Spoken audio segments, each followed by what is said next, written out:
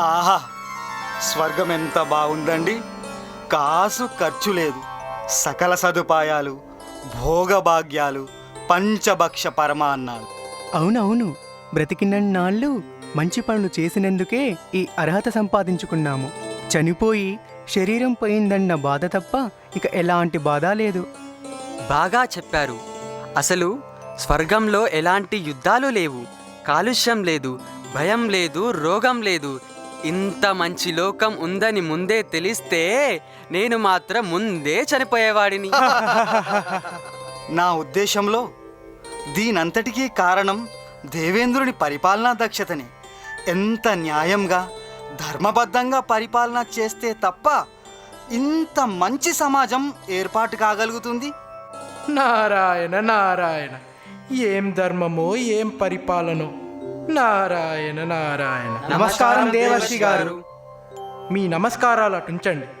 మీరు వట్టి అమాయకులు నాయనలారా. ఎందుకలా అంటున్నారు మహర్షి?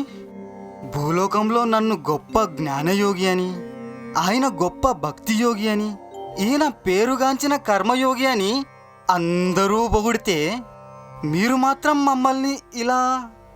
ఏదో ధర్మం న్యాయమున్న పాలన అంటున్నారు కదా, అది విని ఇలా అనిపిస్తుంది. అవును దేవర్షి, మా ఉద్దేశంలో స్వర్గంలో చక్కని పాలన జరుగుతుందని అనుకుంటున్నాము. అది ఒకప్పటి మాట నాయన. ఇప్పుడు స్వర్గంలో కలి ప్రభావం కనబడుతుంది. స్వర్గంలో కలి ప్రభావమా? అదెలా సాధ్యం మహర్షి? కలిపురుషుడుంటే బాధలుండాలి, బాధితులుండాలి. అవేవీ ఇక్కడ కనబడట్లేదు కదా మహర్షి. తన ముఖం మీద సున్నం తనకే కనబడదు అన్నట్లు మీ విషయం మీకే తెలియట్లేదు. ఇంతకీ ఆ బాధితులు ఎవరో కాదు నాయన, అది మీరే. మేమా? అవును నాయనలారా, భూలోకం నుండి మీరు కొద్ది రోజుల క్రిందటే వచ్చారని, స్వర్గంలోని నియమ నిబంధనలు మీకు అంతగా తెలియవని దేవేంద్రుడు ఆయన మంత్రివర్యులు మిమ్మల్ని బాగా మోసం చేస్తున్నారు. ఏమో మహర్షి, మిమ్మల్ని అందరూ కలహప్రియుడు అంటారు. వారికి వీరికి పోట్లాటలు పెట్టించి మీరు మాత్రం చల్లగా తప్పుకుంటారు.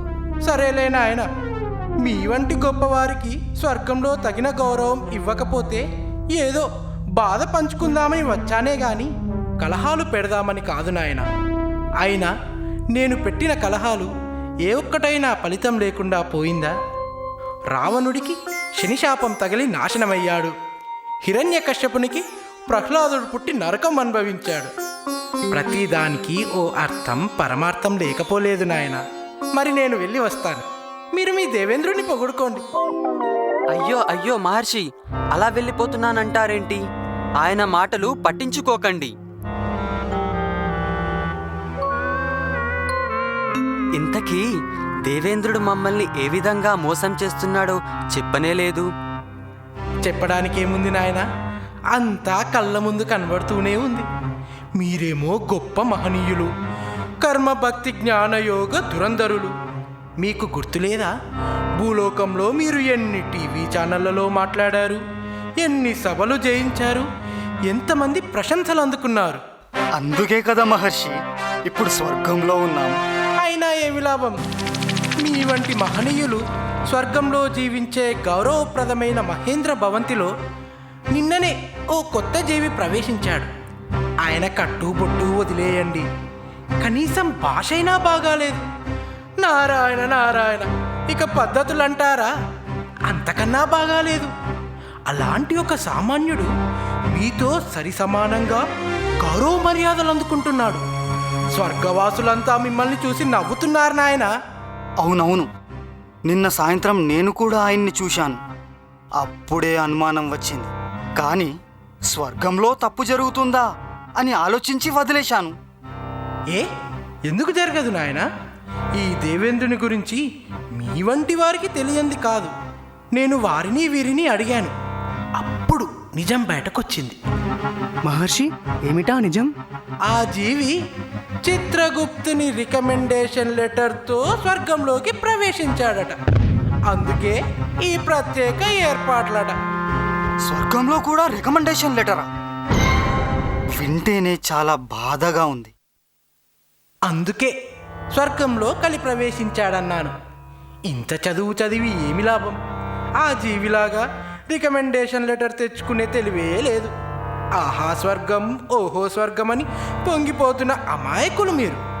మేము అంత అమాయకులమేమి కాదు మహర్షి. ఈ తప్పును ఏ విధంగా సరిదిద్దుకోవాలో మాకు బాగా తెలుసు. భూలోకంలో లాగా ఇప్పటి వరకు స్వర్గంలో రికమెండేషన్ లాంటివి లేవు. అలాగని చెప్పి మీరు కూడా ఇప్పటి వరకు లేని నిరాహార దీక్షల వంటి కొత్త రకాల నిరసనలకు మాత్రం పూనుకోకండి సుమా. మంచి ఉపాయం ఇచ్చారు మహర్షి. దేవేంద్రుడు తన తప్పుని సరిదిద్దుకునేదాకా మేము నిరాహార దీక్ష చేస్తాం. మీరు చేస్తానంటే వద్దనడానికి నేనెవరిని నాయన? ఈ స్వర్గం మీది, ఆ దేవేంద్రుడు మీవాడు. మీకు మధ్య ఎన్నో కలహాలు, ఎన్నో స్నేహాలు ఉంటాయి. మధ్యలో నేనెవరిని? వచ్చిపోయే త్రిలోక సంచారిని. నారాయణ నారాయణ, ఇక నేను బయలుదేరుతాను.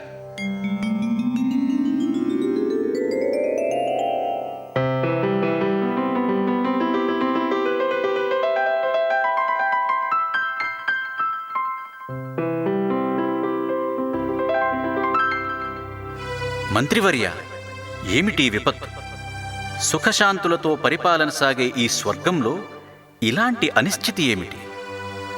దేవేంద్ర, ఇది మా ఊహకు కూడా అందుటలేదు. ఆ ముగ్గురి జీవుల వాదనలు సరిగ్గా ఉన్నాయి.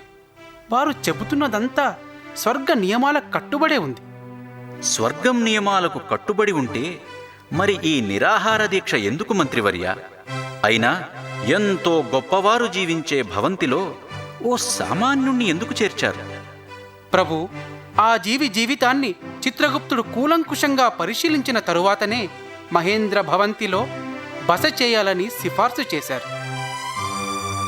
స్వర్గం నియమం ప్రకారం చిత్రగుప్తుని తీర్పు మీదనే మేము నడుచుకున్నాము. అంటే తప్పు మన దగ్గర జరగలేదన్నమాట. ఇంతకీ ఆ జీవిని మీరు కలిశారా? కలిశాం ప్రభు.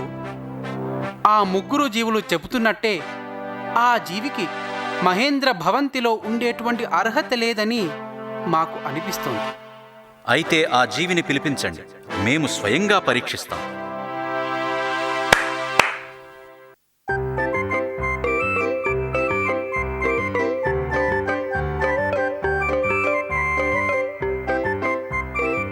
నమస్తే సార్.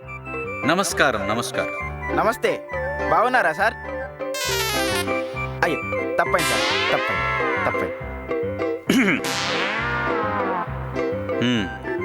మీరు బ్రతికున్నప్పుడు మీ పేరు? అంజయ్య సార్. మీరు చేపట్టిన వృత్తి? నేను రైతుని సార్. దోసకాయలు, టమాటాలు, పొట్లకాయలు, పుట్నాలు పండించడోని సార్. మీరు నిత్యం పఠించిన గ్రంథం? ఓ చిన్న బుక్కు సార్, గింతంతుండే. మా సార్ వాళ్ళు ఇచ్చిండ్రు. పేరు గుర్తుకొస్తలేదు కానీ ఇక టైం ఉంటే ఆ బుక్కు ఈ బుక్కు చదివేటోని సార్. మీరు సుమారు ఎన్ని యజ్ఞాలు యాగాలు నిర్వహించారు? నాకు పైసలు ఎక్కడుండే సార్? యాగాలు చేయాలంటే మస్తు పైసలు అవుతాయి. సరే, నవవిధ భక్తి మార్గాలలో మీరు పాటించిన భక్తిభావమేది? అంటే ఏంది సార్? అంటే నువ్వు జ్ఞానయోగివా, కర్మయోగివా, భక్తి యోగివా అని. నాకు యోగం అంటే ఏందో తెలియదు కానీ రోగం వస్తుండే సార్. బాగా దగ్గొచ్చేది సార్. అథాతో బ్రహ్మ జిజ్ఞాసు. ఈ సూత్రానికి అర్థం చెప్పు. ఇగో సారు, ఏమనుకోకు. నిన్న నుంచి అందరూ క్వశ్చన్లు అడుగుడు. ఏం సర్గం సార్ ఇది? క్వశ్చన్లు అడిగి నరకం చూపిస్తుండ్రు.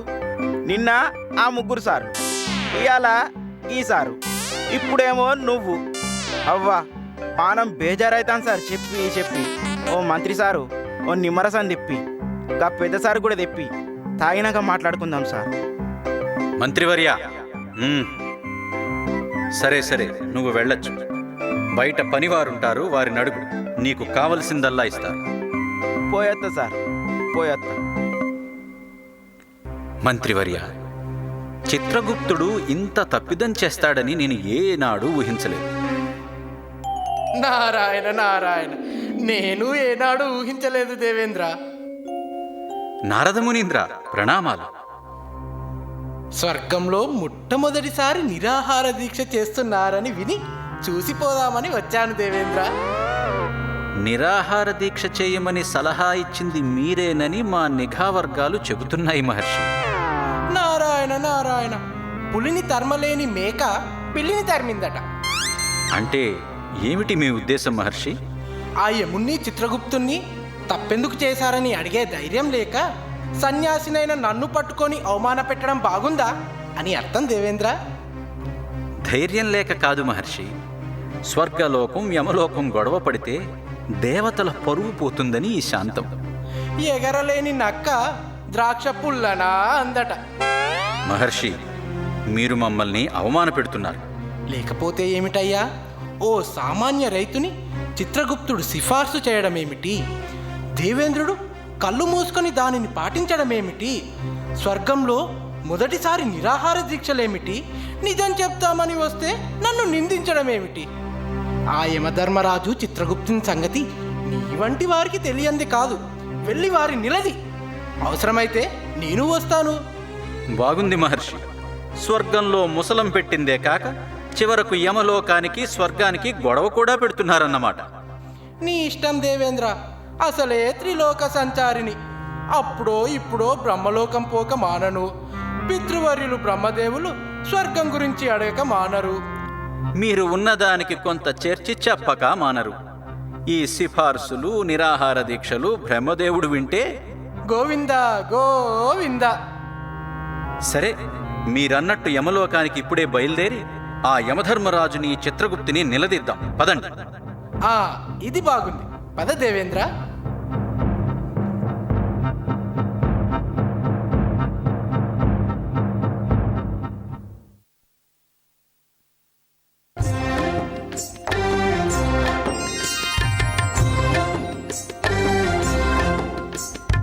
నిద్ర లేచినదాది నిద్రపోయడు దాకా,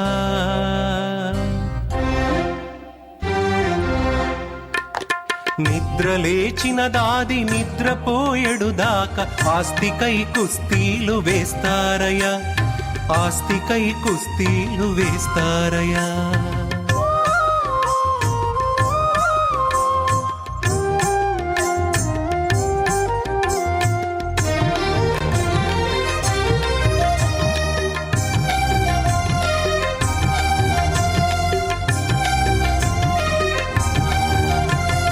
రూపాయి కొరకునై లోపాయి కారిగా అడ్డమైన గడ్డి తింటారయ్యా,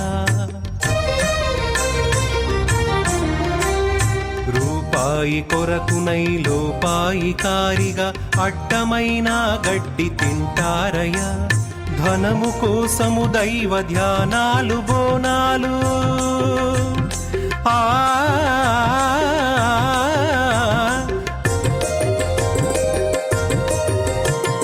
ధనము కోసము దైవ ధ్యానాలు బోనాలు, కోటి పన్నాగములు పన్నేరయ, కోటి పన్నాగములు పన్నేరయ.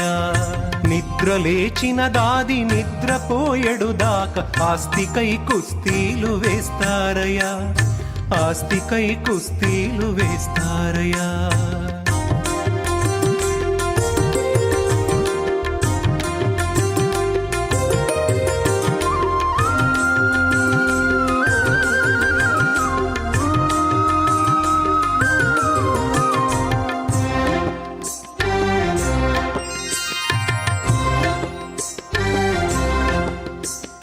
రంగలింగాయంచు దొంగ మృక్కులు మ్రొక్కి పంగనామం ప్రజకు పెడతారయా, రంగలింగాయంచు దొంగ మృక్కులు మ్రొక్కి పంగనామం ప్రజకు పెడతారయా. ఇతరులెరుగకయున్న ఈశ్వరుండెరుగడా,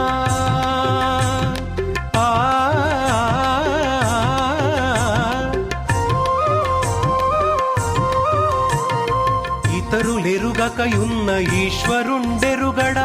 తగిన ఫలములు అనుభవిస్తారయా, తగిన ఫలములు అనుభవిస్తారయా.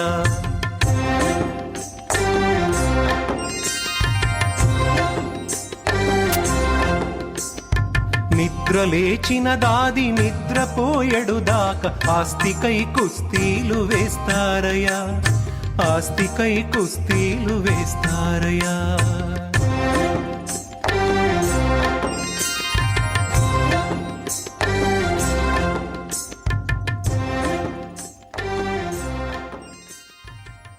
చాలా బాగుంది చిత్రగుప్త. భూలోకంలో మానవులు డబ్బు కొరకై చేసే మోసాలు, పన్నాగాలు. నారాయణ నారాయణ, మోసాలు పన్నాగాలు భూలోకంలోనే కాదు, ఇవి స్వర్గంలో కూడా జరుగుతున్నాయి యమధర్మరాజా. ఆహా, మహర్షి నమస్కారాలు. ఓ దేవేంద్ర, ప్రణామాలు. రండి రండి. ఏమిటి మహర్షి, ఏదో మోసం అంటున్నారు? ఏం చెప్పమంటావు యమధర్మరాజా? మీరు మీ సేవకుడు ఇద్దరూ కలిసి చేసిన మోసం స్వర్గాన్ని అతలాకుతలం చేస్తుంది. దీన్ని గురించి మిమ్మల్ని నిలదీస్తానని దేవేంద్రుడు ఆగ్రహంతో వస్తే ఏదో మాట సహాయం చేద్దామని వెంట వచ్చాను. మేము మోసం చేయడమా? ఏమిటి దేవేంద్ర? చెప్పు దేవేంద్ర. యముడు చిత్రగుప్తుడు ఉద్దేశపూర్వకంగానే మోసం చేస్తూ స్వర్గంలో అనిశ్చితి తెస్తున్నారన్న మీ నిఘా వర్గాల మాట చెప్పు. మేము మోసం చేయడమా? ధర్మ పరిరక్షణ ధురంధరుండ, చండతర దండధర బాహుమండిత విగ్రహుండ, నిఖిల చరాచర జీవ ప్రాణి నిర్మూలన నియముండ, మార్తాండ తనుజుండ, చండ ప్రచండ పాషాండ ప్రకాయుండ, కాలపాశ ధరుండ, యముండ. ఏమేమి ఆ ఉన్మత్త ప్రలాపం? క్షీరావారాసి చందరాకర సుధాకర సురవంశ సముత్పన్న మహోత్తమ ధర్మ పరిపాలిత స్వర్గ సామ్రాజ్య జేయుండ, నిజ భుజ వీర్య ప్రకంపిత చతుర్దశ భూర సూరవరేణ్యులకు అష్ట దిక్పాలక అధినాయకుండ, మహావిష్ణు భక్తాగ్రగణ్యమాందాత సత్కృపాప్రాప్త వజ్రాయుధ ధరుండ, హిమగిరి సమాకర ఘోర చతుర్ద్విజ భీకర సంలాపన ఐరావత అధిరోహితుండ, దేవేంద్రుండ. శాంతించండి శాంతించండి. ముందు సమస్యను పరిష్కరించుకోండి. ఆ తరువాత తీరికగా మీరిద్దరూ పోటీ పడవచ్చు. మహర్షి, ఇంతకు సమస్య ఏమిటో చెప్పండి. అసలు సమస్య ఏమిటంటే, మీ చిత్రగుప్తుడు ఓ జీవిని మహేంద్ర భవంతిలో ఉండవలసిందిగా సిఫార్సు చేశాడు. అయితే ఆ జీవికి అంత మర్యాదలు అందుకునే అర్హత లేదని భవంతిలో ఉంటున్న ముగ్గురు నిరాహార దీక్ష చేపట్టారు. ఆ జీవిని దేవేంద్రుడు కూడా స్వయంగా పరీక్షించాడు. చిత్రగుప్త, ఏమిటిది? ప్రభు, పొరపాటు జరిగే ఆస్కారమే లేదు. మునివర్య, అంత అనుమానమే ఉంటే ఆ జీవిని అందరి సమక్షంలో మీరే పరీక్షించండి. బాగా చెప్పావు చిత్రగుప్త. నువ్వేమంటావు దేవేంద్ర? మాకు సమ్మతమే. ఇక ఆలస్యం ఎందుకు? ఆ ముగ్గురిని, ఆ రైతుని ఇప్పుడే ప్రవేశపెట్టండి.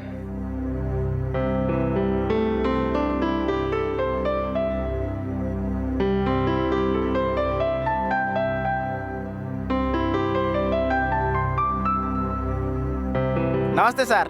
నమస్తే సార్. దండలయ్య గారు. అన్న నమస్తేనే. బాగున్నారా అని? నారాయణ నారాయణ. నాయన, మీరు భూలోకంలో ఏనాడు మరవకుండా చేసిన పనులేమిటో చెప్పగలరా? దేవేంద్ర, యమధర్మరాజా, నేను బ్రహ్మ ముహూర్తమందు నిద్రలేచి ప్రాణాపాన యోగనిష్టలు ఆచరించి ధ్యానం చేసేవాడను. క్రమం తప్పక అనుదినం పూజలు సలిపేవాడిని. మరి నువ్వేం చేసేవాడివి నాయనా? ఇగో సారు, పొద్దున్న లేవంగానే సామికి ఇది నీకే అర్పణమని మొక్కేటోని. దినమంతా ఏ పని చేసినా ఇది సామికి ప్రసాదం పెడుతున్నా అని చేసేటోని. నా పిల్లలకును ఆచమనియమ సూత్రాలు నేర్పించి వారిని వేదము పఠింపజేసేవాడను. మా సమితల బాలవిక చెప్తారు. నేను నా పిల్లగాళ్ళను దానికి పంపించిన. నేను ప్రతి వారమందు వందల మందితో భక్తి సమావేశాలు నిర్వహించేవాడిని.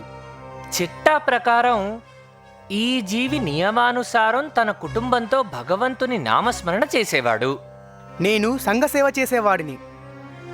ఈ జీవి కూడా ఆర్తులకు దీనులకు తన శక్తి సరిపడు సేవలు అందించాడు. నేను భక్తి ప్రపన్నుల సమావేశాలను నిర్వహించాను. ఈ జీవి భగవంతుని గూర్చి జరుగు ఉపన్యాసాలందు పాల్గొనేవాడు. నేను వేద శాస్త్ర పురాణాలను నిత్యము పఠించేవాడను. ఇతడు వాటి సారమగు భగవంతుని సూచనలన్నీ పాటించేవాడు. నేను నా స్వలాభానికి కాక పరుల కొరకు డబ్బులు వెచ్చించి సేవలందించాను.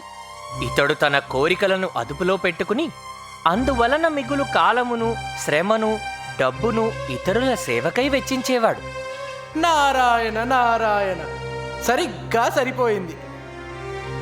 అంటే ఈ ముగ్గురు చేసిన పనులన్నీ ఆయన ఒక్కడే చేశాడా? ఎంత ఆశ్చర్యం, ఎంత అమోఘం! ఎంత గొప్ప గురువు దగ్గర అభ్యాసం పొందాడో ఏమో. ఆయనకు ఏ గురువు లేరు దేవేంద్ర. ఏ గురువు లేకుండానే నిత్యం ధ్యానము ప్రార్థన చేయుట, కుటుంబంతో కలిసి వారానికి ఒకసారి భగవంతుని నామస్మరణ చేయుట, పిల్లలను ఆధ్యాత్మిక చింతనాశక్తులను చేయుట, ఆధ్యాత్మిక కార్యక్రమమందు నెలకి ఒక్కసారైనా పాల్గొనుట, సమాజ సేవ చేయుట, ఆధ్యాత్మిక గ్రంథపఠనము చేయుట, మృదువుగా మాట్లాడుట, పరదూషణ సల్పకుండుట, కోర్కెలను అదుపులో ఉంచుకొనుట. ఆహా, పరమాద్భుతం కాదా ఇది? ఇంత గొప్ప సూత్రాలను పాటించుట వెనుక ఏదో ఒక కిటుకు ఉండనే ఉంటుంది. ఏ కిటుకులేదేం లేదు సారు. ఇవి మన స్వామి సంస్థల నవసూత్రాలు కాదు సార్. స్వామి సంస్థలంటే బాబావారు స్థాపించిన సత్యసాయి సంస్థలు అంటున్నావా? బాబాగారు కాదు నాయన, భగవానుడు స్వయంగా స్థాపించి ఆధ్యాత్మిక మహోన్నత విప్లవాన్ని తెస్తున్న సత్యసాయి సేవా సంస్థలు. ఇది సనాతన భవ్య పదము విస్తరింప జగతి ఆత్మ విధిన చెలగుననగా. ఇది సర్వమత భావ కథనమేకమ్ముగా సత్య ధర్మ శాంతి చాటుననగా. లోలోని దివ్య సురలోక తేజమ్మును మనసుతో దర్శించు మార్గమనగా. ఏకతా రథముపై లోకేసుగాంచుచు ఆత్మధన్యముగా అలరుటనగా. సాయి దేవుండు స్థాపించే వేయి విధులా సేవయనెడి కార్యక్రమ జీవనము. ప్రమదమున రండి జనులార ప్రాజ్ఞులారా, శిశిరమున నవ్యవాసంత దిశయనంగా. శిశిరమున నవ్యవాసంత దిశయనంగా.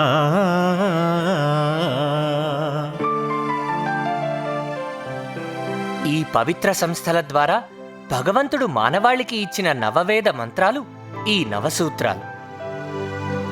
నిత్య జపం, ప్రార్థన, మృదు భాషణ చేయుచు పరదూషణ చేయకుండట వలన వ్యక్తి వికసిస్తాడు. కుటుంబ సభ్యులంతా కలిసి ప్రార్థన, పిల్లలకు ఆధ్యాత్మిక చింతన, కోరికలపై అదుపుతో మంచి కుటుంబం ఏర్పడుతుంది. సంఘసేవ, ఆధ్యాత్మిక సమావేశాలు శాంతివంతమైన సమాజాన్ని ఏర్పరుస్తాయి. ఈ నవసూత్రాలు నవ వ్యష్టిని, సమిష్టిని, సృష్టిని తయారు చేసే కలియుగ నవవిధ భక్తి మార్గాలు. అంతేకాదు చిత్రగుప్త, ప్రతి జీవి 5 రుణాల వలన నరకానికి వస్తాడు. ఈ నవసూత్రాలు ఈ 5 రుణాలను తీర్చివేయు మహామంత్రాలు. దైవ పూజ వలన దైవ రుణం, ఆధ్యాత్మిక గ్రంథ పఠనం వలన ఋషి రుణం, పిల్లలను ఆధ్యాత్మిక చింతనాసక్తులను చేయటం వలన పితృరుణము, సంఘసేవ వలన సమాజ రుణం మరియు భూతరుణము తొలగిపోతాయి. ఈ నవసూత్రాలను పాటించిన మానవుడు నరకానికి వచ్చే అవకాశమే లేదు. మరి ఈ కర్మ భక్తి జ్ఞాన మార్గాల సంగతి ఏమిటి యమధర్మరాజా? అవి కూడా ఈ సంస్థ పనితీరులో అంతర్లీనమైనాయి. మీరే వినండి నాయన. సాయి సంస్థలలో 3 విభాగాలుంటాయంటారు కదా, అవేమిటి? సేవా వింగ్ ఫస్ట్ సార్. సేవ, అదే కర్మ మార్గం. ఇగో సారు, సేవ అంటే సామి ఏం చెప్పారు అనుకున్నారు? ఇప్పుడు మన చిటికెనేలు ఉంటుంది, దీనికి దెబ్బ తాకుతుంది. దెబ్బ తాకితే కళ్ళ పొంట పటపట నీళ్లు గారై. గట్లనే నేనున్నా, ఒక ఆయనున్నాడు. ఆయనకు బాధ కలిగితే నాకేందని అనుకుంటానా? కన్ను ఏళ్ళని చూసి అనుకుంటుంది. గట్లనే ఆయనకు బాధ కలిగిందని నా బాధ అనుకొని ఆ బాధ తగ్గియడానికే మనం చేయాలి. మళ్ళా మనం చేస్తానమని చేయొద్దు సారు, దేవుడు చేస్తానని చేయాలి. పరమాత్మ ప్రేమను ధరణిలో జనులకు ప్రవహింపజేయుటే పరమ భక్తి. ప్రతి మానవుండును బ్రతికి తానుండుట స్వార్థంబునకు కాదు సంఘ సేవ చేయుటకే. అన్న శ్రేష్ఠ భావంబుతో మెలగుచుండినప్పుడు మేలు కలుగు. మరచియు తనను తాను మానవ సేవకు అంకితమొసగుటే ఆత్మతృప్తి. నిష్కళంకపు ప్రేమను నిలిపి హృదిని సకల జీవులకు ప్రకృతి సలుపకున్నా. పుట్టి ఫలమేమి నరుడిగా పుడమియందు ఇంతకన్నను వేరెద్ది ఎరుక పరతు. ఇంతకన్నను వేరెద్ది ఎరుక పరతు.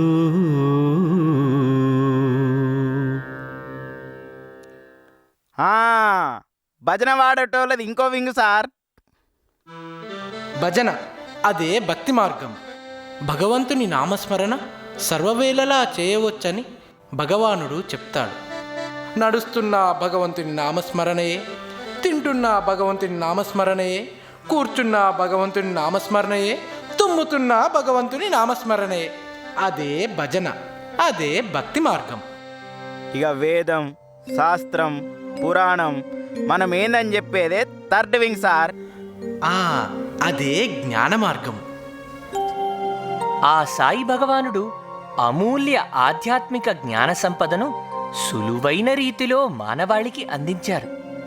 దీనిని శ్రద్ధతో పఠిస్తే అన్ని వేదశాస్త్రాలు పఠించినట్టే. గ్రంథములన్నీయు గావించి చూచిన సత్యసాయి పలుకు సత్యవాక్కు. వేదములన్నీయు వెదకి చూచిన గాని సత్యసాయి పలుకు సత్యవాక్కు. శాస్త్రములన్నీయు చదివి చూచిన గాని సత్యసాయి పలుకు సత్యవాక్కు. గాయత్రి మంత్రంబు ఘనముగా చెప్పిన సత్యసాయి పలుకు సత్యవాక్కు. ధర్మశాస్త్రములను తరచి తరచి చూడ సత్యసాయి పలుకు సత్యవాక్కు. స్తోత్ర పాఠములను శోధించి చూడగా సత్యసాయి పలుకు సత్యవాక్కు.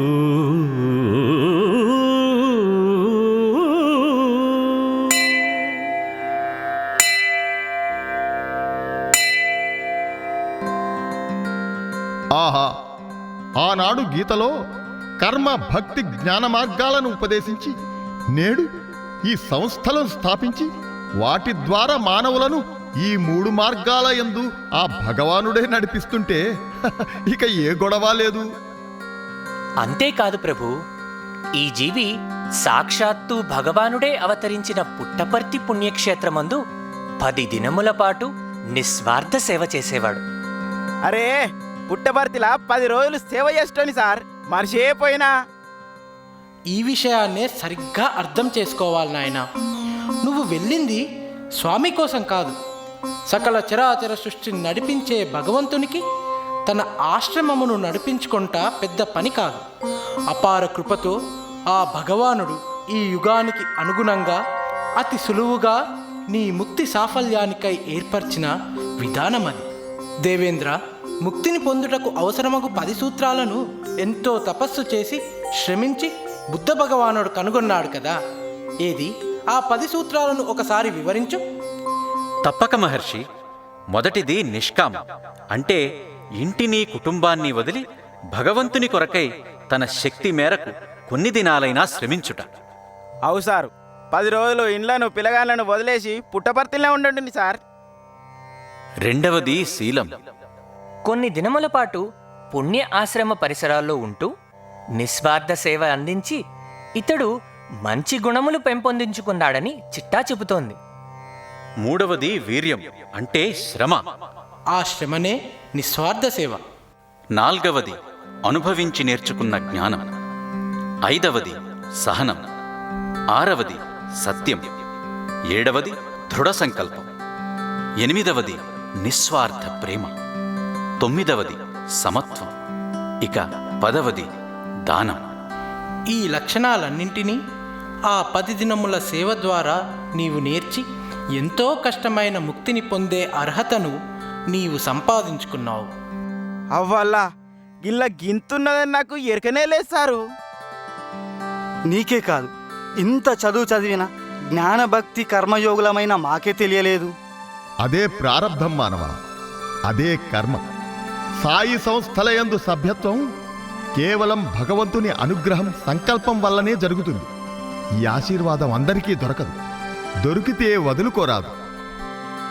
అవును యమధర్మరాజా, కులమతాలకు అతీతంగా ప్రేమనే పెట్టుబడిగా భగవంతుడు మానవులకు ప్రేమతో అందించిన ఉపదేశం అతి సులువైన ఆధ్యాత్మిక సాధనం. నేడు ఈ సంస్థలు 198 దేశాలలో విరాజిల్లుతుంటే వీటిలో పాలు పంచుకోవాలని స్వర్గవాసులమైన మేము తపిస్తున్నాం. కానీ మాకు ఆ అదృష్టం లేదు. మీది ఎంత భాగ్యమో కదా మానవా. ఈ సకల చరాచర సృష్టిని సృష్టించి నడిపించి లయించే భగవంతునికి నీ వల్ల ఎలాంటి అవసరమూ ఉండదు. అయినా అపారమైన కరుణతో మానవాళి ముక్తి పదాన నడవాలని సంకల్పించి భగవంతుడు అందించిన మహా ఆశీర్వాదం ఇది. సేవ ద్వారా, నామజపం ద్వారా, జ్ఞాన సూక్తుల ద్వారా నీలోని రాగద్వేషాలను వీడి నీవే భగవంతుడిగా మారడానికి ఆ భగవంతుడే చెమటోడ్చి వేసిన రాచబాట నాయనా ఇది. ఆయన అపార అనుగ్రహం వల్ల నీవు ఈ రాచబాటపై నడిచావు. నీ జన్మ ధన్యం చేసుకున్నావు.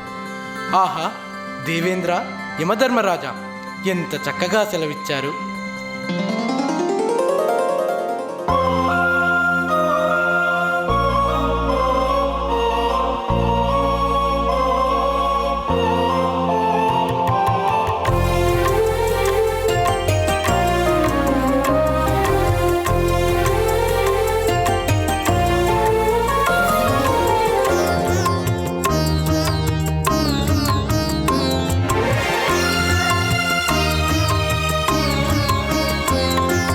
సత్యసాయి సంస్థయే సాయి స్వరూపం, సత్యసాయి సంస్థయే సాయి స్వరూపం, సనాతన ధర్మ స్థాపనకిది ఆయుధం, సనాతన ధర్మ స్థాపనకిది ఆయుధం, సత్యసాయి సంస్థయే సాయి స్వరూపం, సత్యసాయి సంస్థయే సాయి స్వరూపం.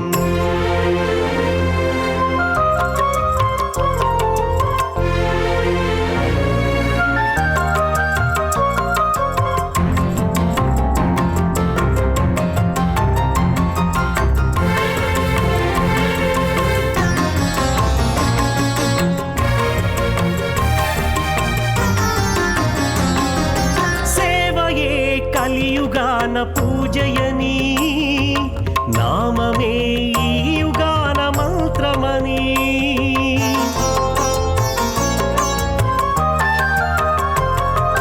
సేవయే కలియుగాన పూజయని, నామమే ఈ యుగాన మంత్రమని, జ్ఞానమే సాయి గ్రంథ పఠనమని, జ్ఞానమే సాయి గ్రంథ పఠనమని, ప్రతి మనిషి ఇది సల్పుటి సభ్యత్వమని, ప్రతి మనిషి ఇది సల్పుటి సభ్యత్వమని. సత్యసాయి సంస్థయే సాయి స్వరూపం, సనాతన ధర్మ స్థాపనకిది ఆయుధం, సత్యసాయి సంస్థయే సాయి స్వరూపం.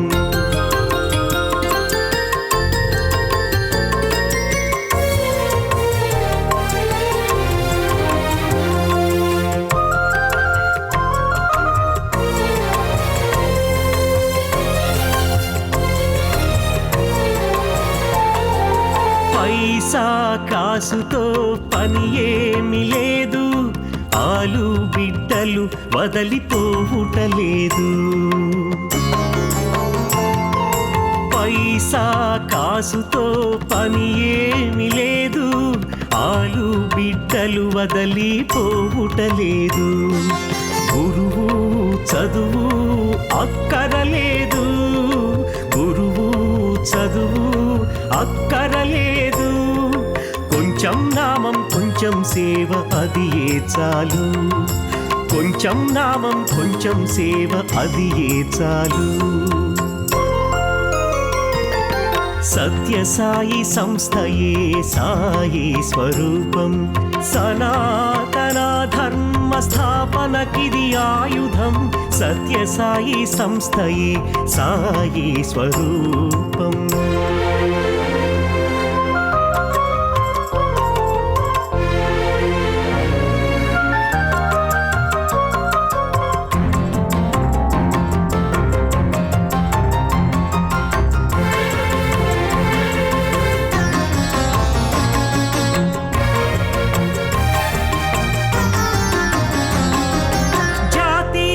భేదాలకు అతీతం, కులధన గర్వాలకు ఆమడ దూరం.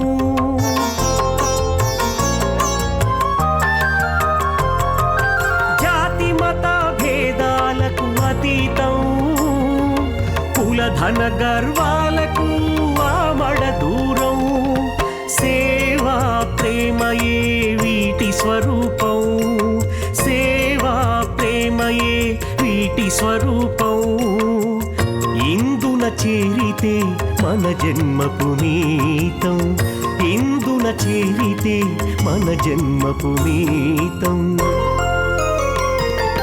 సత్య సాయి సంస్థయే సాయి స్వరూపం, సత్య సాయి సంస్థయే సాయి స్వరూపం. సనాతన ధర్మ స్థాపనకిది ఆయుధం, సనాతన ధర్మ స్థాపనకిది ఆయుధం. సత్య సాయి సంస్థయే సాయి స్వరూపం, సత్య సాయి సంస్థయే సాయి స్వరూపం.